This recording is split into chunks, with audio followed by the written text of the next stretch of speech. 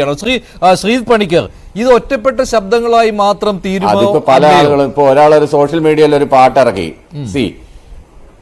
എന്തൊക്കെയായിരുന്നു വിവാദങ്ങൾ? ഒരാളൊരു പാട്ടിറക്കിയിട്ട് അതിനകത്ത് പരുന്തായിട്ടും സൂര്യനായിട്ടും ഒക്കെ, ഇതൊക്കെ പാർട്ടിയുടെ തീരുമാനമാണോ? അല്ല, അതൊക്കെ പ്രോത്സാഹിപ്പിക്കുമല്ലേ, കൈയടിച്ച് പ്രോത്സാഹിപ്പിക്കുന്നതാണ് കണ്ടത്. ആരും വേണ്ട എന്ന് പറഞ്ഞിട്ടില്ല, അതിൽ അഭിനമിക്കുകയാണ് ചെയ്തത് ശ്രീ ഡോക്ടർ പി ജയരാജ്. അതൊക്കെ ഈ തിരിച്ചടി കാരണമായിട്ടുണ്ട്. ഇതൊക്കെ ജനങ്ങൾ കണ്ടുകൊണ്ടിരുന്നതാണ്. ശ്രീജിത്ത് പണിക്കർ, ഇത് ഒറ്റപ്പെട്ട ശബ്ദങ്ങൾ. ഇപ്പോൾ ജി സുധാകരൻ എന്ന് പറയുന്നത് മുതിർന്ന നേതാവാണ്, ശരിയാണ്. ഒരു ഒറ്റ കാര്യം കൂടെ ഞാൻ പറഞ്ഞ അവസാനിപ്പിക്കും. ഒരു കാര്യം കൂടെ പറഞ്ഞിട്ട് ശ്രീജിത്തിന് കൊടുക്കാം അവസരം. ഒറ്റ കാര്യം കൂടെ, ഒരു കാര്യം കൂടെ. ഇതിനകത്ത് ആലപ്പുഴ ജില്ലയ്ക്ക് ഒരു പ്രത്യേകതയുണ്ട്. അടിയന്തരാവസ്ഥയ്ക്ക് ശേഷം കേരളത്തിൽ മുഴുവൻ നിയമസഭാ തെരഞ്ഞെടുപ്പ് നടന്നപ്പോൾ കേരളത്തിൽ മുഴുവൻ സീറ്റുകളിൽ നേടി, മുഴുവനല്ല ഏകദേശം ഒട്ടുമിക്കാലും സീറ്റുകൾ നേടി കോൺഗ്രസ് അധികാരത്തിൽ വന്നപ്പോൾ ആലപ്പുഴ ജില്ല മാത്രമാണ് CPM-ന്റെ കൂടെ നിന്നത്, അല്ലെങ്കിൽ ഇടതുപക്ഷത്തിന്റെ കൂടെ നിന്നത്. അതുപോലെ തന്നെ എപ്പോഴെല്ലാം പാർട്ടി ജയിച്ചിട്ടുണ്ട് അന്നേരമെല്ലാം ആലപ്പുഴ ജില്ലയിൽ നിന്ന് വലിയ പരാജയങ്ങൾ ഉണ്ടായിട്ടുണ്ട്. അതാണ് സമീപഭാഗങ്ങൾ കേരള രാഷ്ട്രീയ ചരിത്രം എടുത്ത് പരിശോധിച്ചു കഴിഞ്ഞാൽ നമുക്ക് കാണാൻ കഴിയുന്നത്. അപ്പോൾ ആലപ്പുഴ ജില്ലയിലെ ആളുകൾ കുറച്ചുകൂടെ സെൻസിറ്റീവായിട്ട് പ്രവർത്തിക്കുന്ന ആളുകളാണ്. കുറച്ചുകൂടെ അവർ ഇമോഷണലി കാര്യം അവർക്ക് അതിൻ്റെതായ ഒരു പാരമ്പര്യമുണ്ട്. കാര്യം പുന്നപ്ര വയലാറിൻ്റെയും ഒക്കെ പാരമ്പര്യമുണ്ട്. മറ്റ് തെക്കൻ ജില്ലകളിലൊന്നും അതുപോലെ സമരങ്ങളൊന്നും ഉണ്ടായിട്ടില്ല. ഐതിഹാസിക സമരങ്ങൾ ഒന്നും തന്നെ ഉണ്ടായിട്ടില്ല. തൊഴിലാളി സമരങ്ങളൊന്നും അവിടെ പാർട്ടിക്ക് വീഴ്ച പറ്റി, സർക്കാരിന് വീഴ്ച പറ്റി. അതിലാണ് വെള്ളാപ്പള്ളി നടേശൻ പറയുന്ന ഈ മുസ്ലിം പ്രീണനം പോലും സംഭവിച്ചത്. അതിന്റെയൊക്കെ പ്രതിഫലനമാണ് ആലപ്പുഴയിൽ കണ്ടത്. അതാണല്ലോ സ്ട്രോങ് ഹോൾഡ്സിൽ നിന്ന് CPM-നെ എക്കാലത്തും സഹായിക്കുന്ന സ്ട്രോങ് ബെൽറ്റുകൾ, അവിടെ നിന്നാണ് BJP-ക്ക് വോട്ടുകൾ കൂട്ടത്തോടെ ചോർന്നു പോയത്. ശ്രീജിത്ത് പണിക്കർ, ഈ ഒറ്റപ്പെട്ട ശബ്ദങ്ങളായിട്ട് എക്കാലത്തൊന്നും പറയാൻ പറ്റില്ല. എക്കാലത്ത് സുധാകരന്റെയും ഐസക്കിന്റെയും ഇത്തരത്തിലുള്ള വിമർശനങ്ങൾ ഇത് ഒറ്റപ്പെട്ട ശബ്ദങ്ങളായിട്ട് അവശേഷിക്കുമോ പാർട്ടിയിൽ? തിരുത്തൽ എന്ന് പറയുന്നുണ്ടെങ്കിലും അങ്ങനെ ഒരു തിരുത്തലൊക്കെ പ്രതീക്ഷിക്കണോ ഈ സുധാകരന്റെയും ഐസക്കിന്റെയും ഒക്കെ വിമർശനങ്ങൾ കണക്കിലെടുത്ത്? തീർച്ചയായിട്ടും ഇതിനു മുമ്പ് പാർട്ടി എന്തെല്ലാം കാര്യങ്ങൾ വ്യക്തമാവും. ഇതിനു മുമ്പ് എന്തെല്ലാം കാര്യങ്ങൾ തിരുത്തിയിട്ടുണ്ടെന്ന്. ശരി, ശ്രീജിത്ത് പറയൂ. ശ്രീ മഞ്ജുഷ്, ഞാൻ ആദ്യം ഇതിൽ മനസ്സിലാക്കുന്നത്, തുടക്കത്തിൽ ഒരുപക്ഷെ ഈ പരാജയത്തിന്റെ കാരണം എന്താണ് എന്നുള്ള ഒരു അസസ്മെന്റ് മിസ്ഡയറക്ട് ചെയ്യുന്നതിന് വേണ്ടിയിട്ടുള്ള ഒരു ശ്രമം CPM-ന്റെ നേതാക്കളുടെ ഭാഗത്തു നിന്നുണ്ടായിരുന്നു.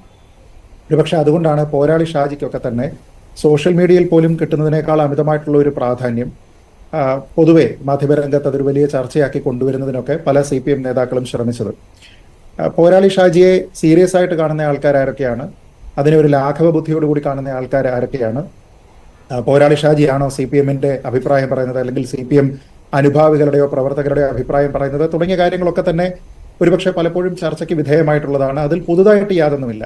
അപ്പോൾ ഒരു വലിയ ഭാരിച്ച പരാജയം ഉണ്ടാകുമ്പോൾ ആ പരാജയത്തിനെ, അതിന്റെ ഉത്തരവാദിത്തം എവിടെയാണ്, ആരാണ് ഇതിന് കാരണം എന്നതിനെ മിസ്ഡയറക്ട് ചെയ്യുന്നതിന് വേണ്ടിയിട്ടുള്ള ഒരു ശ്രമം എന്ന നിലയ്ക്ക് മാത്രമേ അതിനെ നമുക്ക് കാണാനായിട്ട് സാധിക്കുമായിരുന്നുള്ളൂ.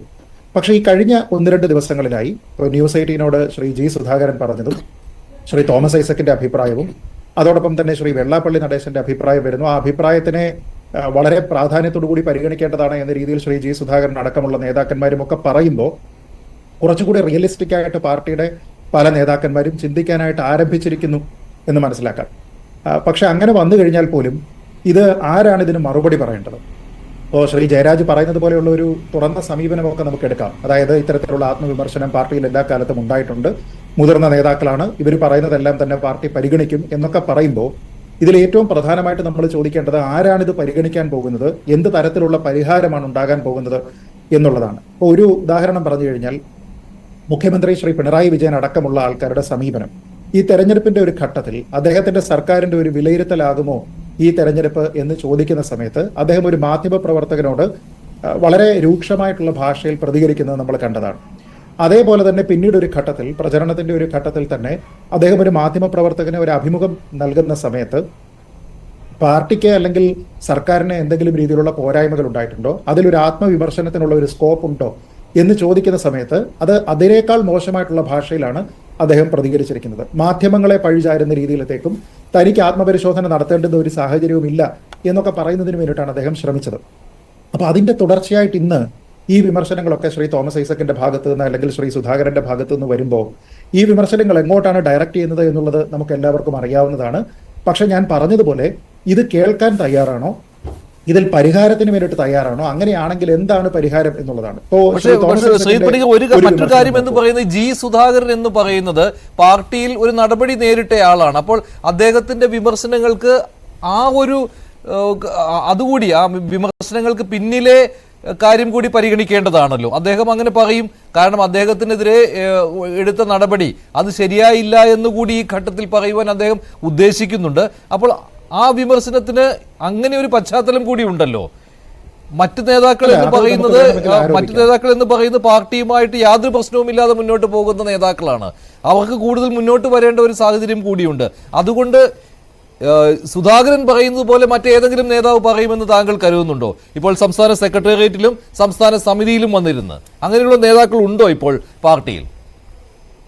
അല്ല, ഇതില് രണ്ട് കാര്യങ്ങൾ. ഒന്ന്, ശ്രീ സുധാകരന്റെ ഒരു പേഴ്സണൽ ബയാസ് അദ്ദേഹത്തിന്റെ അഭിപ്രായത്തിലുണ്ട് എന്ന രീതിയിൽ വേണമെങ്കിൽ നമുക്കൊരു വാദത്തിന് വേണ്ടിയിട്ട് അംഗീകരിക്കാം. കാരണം അദ്ദേഹം ഒരു അന്വേഷണം നേരിട്ടയാളാണ്, അദ്ദേഹം ബ്രാഞ്ചിലേക്ക് തരം താഴ്ത്തപ്പെട്ട ആളാണ്, അദ്ദേഹം സജീവമായിട്ട് ഇന്ന് പാർട്ടിയോട് ചേർന്ന് ഏതൊക്കെ അർത്ഥത്തിലാണ് പോകുന്നത് എന്ന കാര്യമൊക്കെ തന്നെ നമുക്ക് ഡിബേറ്റബിൾ ആക്കി വെക്കാം. പക്ഷെ അങ്ങനെയാണ് എങ്കിൽ ഞാൻ പറയുന്നത് നമ്മൾ തോമസ് ഐസക്കിനെ പറ്റി ചിന്തിക്കുക. തോമസ് ഐസക്ക് ഈ തെരഞ്ഞെടുപ്പിലെ ഏറ്റവും പ്രധാനപ്പെട്ട ഒരു മണ്ഡലമാണ്, നല്ല മത്സരം നടക്കുന്ന ഒരു മണ്ഡലമാണ് എന്ന് കരുതപ്പെട്ട പത്തനംതിട്ടയിലെ CPM-ന്റെ ഒരു മുതിർന്ന നേതാവായിരുന്നു, സ്ഥാനാർത്ഥിയായിരുന്നു.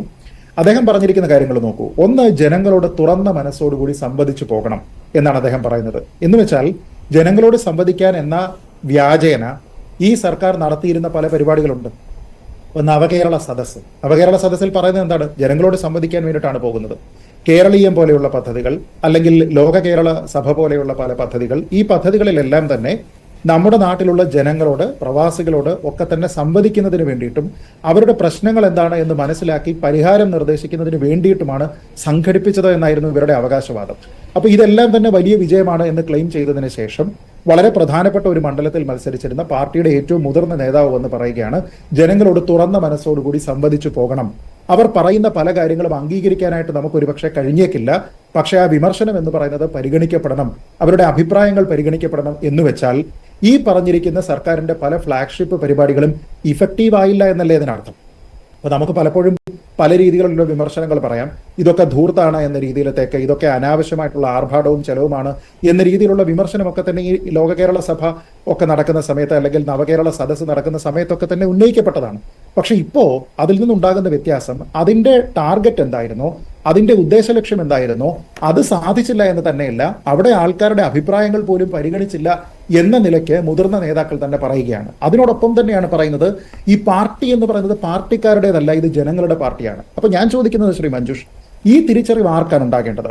ശ്രീ തോമസ് ഐസക്കിന് ഈ തിരിച്ചറിവ് ഉണ്ടായിട്ടുണ്ടെങ്കിൽ അദ്ദേഹം ഒരു മുതിർന്ന നേതാവായതുകൊണ്ട് അദ്ദേഹത്തിന്റെ അഭിപ്രായം തീർച്ചയായിട്ടും പാർട്ടി പരിഗണിക്കുമെന്ന് ശ്രീ ജയരാജ് പറയുമ്പോൾ ഞാൻ ചോദിക്കുന്നത്, ഇത് പാർട്ടിക്കാരുടേതല്ല ജനങ്ങളുടെ പാർട്ടിയാണ് എന്നുള്ള കാര്യം ആരാണ് പാർട്ടിയുടെ ഒരു സെൻട്രൽ കമ്മിറ്റിയിൽ, അല്ലെങ്കിൽ പാർട്ടിയുടെ ഒരു സംസ്ഥാന സമിതിയിൽ ഇത് ആരാണ് ഉന്നയിക്കാൻ പോകുന്നത്?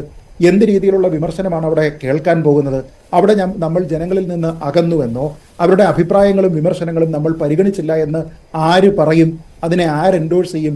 എന്ത് രീതിയിലുള്ള പരിഹാരം അവിടെ എടുക്കും? രണ്ടാമത്തെ കാര്യം നോക്കൂ, പാർട്ടി പ്രവർത്തകരുടെ ശൈലി ഇതിൽ തൃപ്തികരമാണോ? അഴിമതി സംബന്ധിച്ചിട്ടുള്ള ആരോപണങ്ങൾ ശ്രീ ജയരാജ് അടക്കം ഇപ്പൊ പറഞ്ഞു, അങ്ങനെയുള്ള പല ആരോപണങ്ങളുണ്ടായി, അതിനെ കൃത്യമായ രീതിയിൽ പ്രതിരോധിക്കാനായിട്ട് സാധിച്ചോ?